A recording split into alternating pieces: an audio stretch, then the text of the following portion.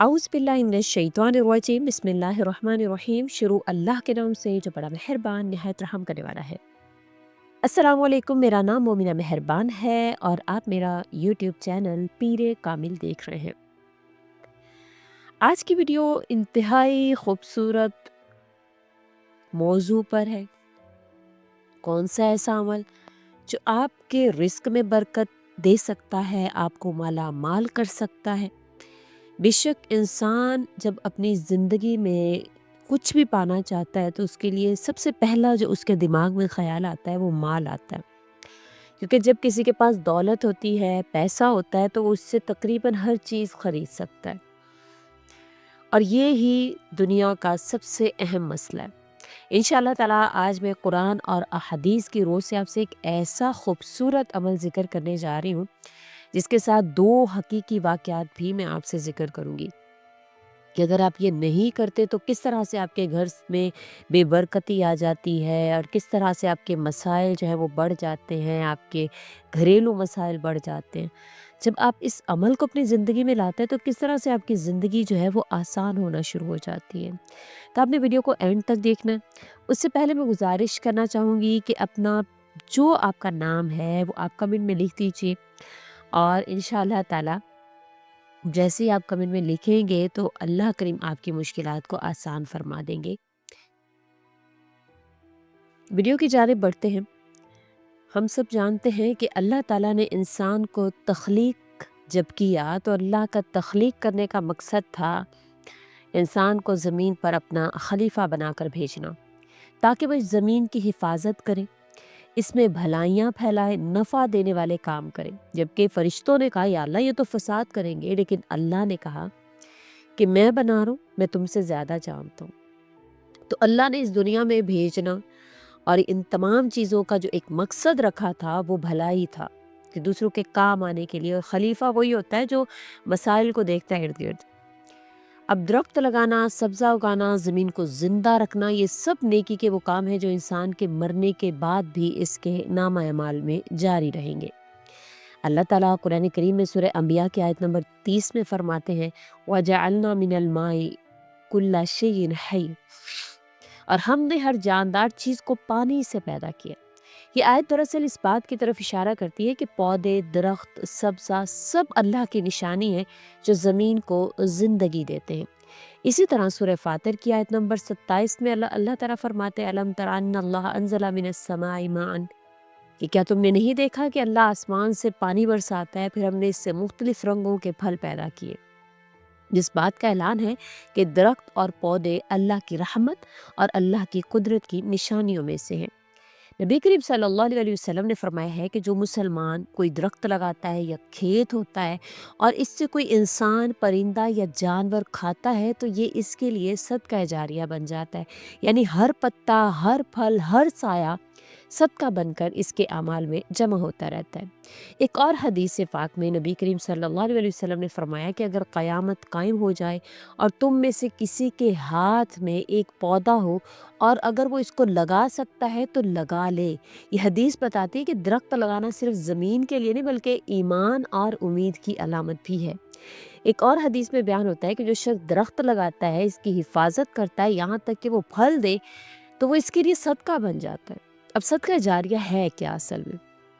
नबी करीम सल्लल्लाहु अलैहि वसल्लम ने फरमाया है कि जब इंसान मर जाता है तो इसके अमाल ख़त्म हो जाते हैं सिवाय 3 चीज़ों के: सदका जारिया, इल्म जिससे फ़ायदा उठाया जाए और नेक औलाद जो इसके लिए दुआ करे। अब दरख्त लगाना, सब्ज़ा उगाना, ये सब चीज़ें जो हैं वो इसी अज़ीम काम में आती हैं जिसको सदका जारिया कहा जाता है, क्योंकि हर वो लम्हा किसी न किसी शख्स के लिए फ़ायदे का बाइस बन जाता है। कभी कोई इसकी छाँव में बैठता है, कभी कोई इसके फलों से फ़ायदा उठाता है, कभी किसी भी तरीके से अल्लाह ताला उसको एक फ़ायदे के तौर पर इंसानों के लिए, जानवरों के लिए, हर चीज़ के लिए अल्लाह ताला उसको पेश करते हैं। और जिस शख्स ने लगाया होता है तो उसका साया हो, फल हो, ऑक्सीजन हो या खूबसूरती हो, हर लिहाज से उसको उसका फ़ायदा मिलता है। अब एक बुज़ुर्ग से किसी ने पूछा, वो दरख्त लगा रहे थे, आपने पूछा किसी ने कि आप दरख्त क्यों लगा रहे हैं जबकि आप बूढ़े हैं? تو بزرگ نے فرما کر کہا کہ ہم سے پہلے والوں نے لگائے تھے، آج ہم ان سے فائدہ اٹھا رہے ہیں، اب ہم لگا رہے ہیں تاکہ آنے والی ہماری نسل جو ہے وہ اس سے فائدہ اٹھائے۔ اور یہی ہے اسلام کی روح، نفع پہچاننا، چاہے آپ کو فائدہ ہو یا نہ ہو، آنے والی نسلوں کے لیے آپ فائدے کا باعث بن جائیں۔ تو اسی طرح بہت سے ایسے نیگیٹو پہلو بھی ملتے ہیں، جب کسی نے درخت جو ہے وہ اپنے گھر میں لگا ہوا تھا، اس کو ختم کیا تو کس طرح سے ان کے گھر میں بے برکتیاں آئیں۔ اسی طرح میرے ایک جاننے والوں میں، ان کے گھر میں ایک جامن کا درخت لگا، اور میں نے اکثر سنا ہے کہ جب کوئی پھلدار درخت لگاتا ہے تو اس کو پھل لگ جاتا ہے، اور جب کوئی پھلدار درخت کو کاٹتا ہے تو اس کے گھر میں بے برکتی اور اس قسم کے مسائل جو ہے وہ شروع ہو جاتے ہیں، کیونکہ یہ ایک قدرت کا نظام ہے، یہ نیچر کا حصہ ہے۔ جب ہم نیچر کو بگاڑتے ہیں تو ہماری زندگی بگڑنا شروع ہو جاتی ہے، جب ہم نیچر کو سنوارتے ہیں تو ہماری زندگی سنورنا شروع ہو جاتی ہے۔ تو اس چیز کو سمجھنا ہے ہم نے۔ انہوں نے اپنے گھر میں جامن کے اس درخت کو جو ہے وہ ختم کر دیا، ان کے گھر میں اولاد نہیں ہو رہی تھی، اولاد نہیں ہے۔ اب انہوں نے کسی سے ذکر کیا کہ میں نے علاج کروا لیے، میں نے بہت سارے جو ہے وہ طریقے اپنا لیے، میں نے بہت کچھ کر لیا، جو جدید ٹیکنالوجی نکلی اس کے ذریعہ سے بھی کوشش کی، لیکن اللہ اولاد سے نہیں نواز رہے۔ تو انہوں نے فرمایا، بزرگ نے فرمایا کہ آپ کے گھر میں ایک پھلدار درخت تھا، آپ نے اس کو کاٹ دیا، وہاں پہ کچھ چڑیاں آتی تھیں، کبھی آپ کے گھر میں جو ہے وہ اللہ تعالیٰ کی برکت سے بہت سی جو ہے وہ اس سے فائدہ اٹھا رہی تھی اللہ کی مخلوق، لیکن آپ نے اس کو کاٹا۔ تو ہر چیز جو کسی کو فائدہ دے رہی ہے، جب وہ اس کو ختم کرتے ہیں تو وہ ہمارے لیے بے برکتی کا باعث بن جاتی ہے۔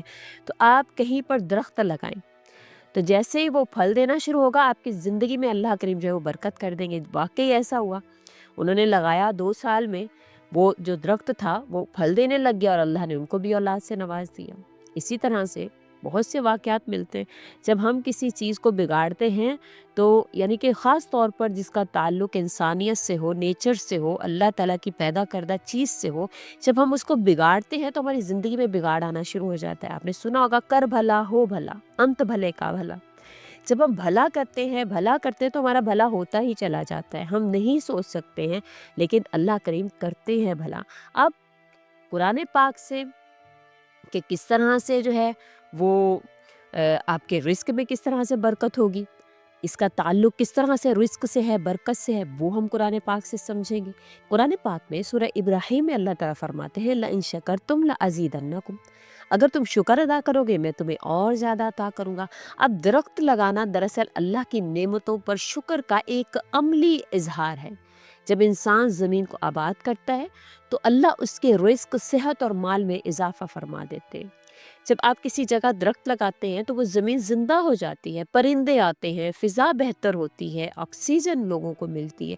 اب ان سب سے انسان کے لیے جو روحانی اور دینوی برکتیں ہیں وہ پیدا ہونا شروع ہو جاتی ہیں۔ اسی طرح حدیث میں آیا ہے کہ زمین پر جو کوئی درخت لگاتا ہے، اللہ تعالیٰ اس کے بدلے میں اسے اتنا ثواب دیتا ہے جتنا اس درخت سے فائدہ اٹھانے والے سب کو ملتا ہے۔ یعنی ہر فائدہ، چاہے مادی ہو، روحانی ہو، پرندے فائدہ اٹھا رہے ہیں، انسان فائدہ اٹھا رہے ہیں، چونٹیاں فائدہ اٹھا رہی ہے، جو بھی اس کے اتنے ہی زیادہ اس کو فائدے، اس کے رزق میں، اس کے مال میں اتنا ہی برکت اور جو ہے رزق میں اضافے کا باعث بن جاتا ہے۔ کئی بزرگوں نے فرمایا کہ جو انسان زمین کو آباد کرتا ہے، اللہ اس کے رزق کو کبھی ویران نہیں کرتا۔ ایک ولی کامل کے بارے میں آتا ہے کہ وہ روز اپنے باغ میں ایک پودا لگاتے تھے۔ کسی نے پوچھا، آپ تو بزرگ ہیں، آپ پھل کھانے تک آپ کو تو وقت ہی نہیں ملنا ہے۔ تو انہوں نے کہا کہ میں پھل اپنے لیے نہیں بلکہ اللہ کی مخلوق کے لیے لگا رہا ہوں، اور میرا رب مجھے اس نیت پر ایسا رزق دیتا ہے جس میں نہ کمی آتی ہے، نہ کمی کا خوف ہوتا ہے۔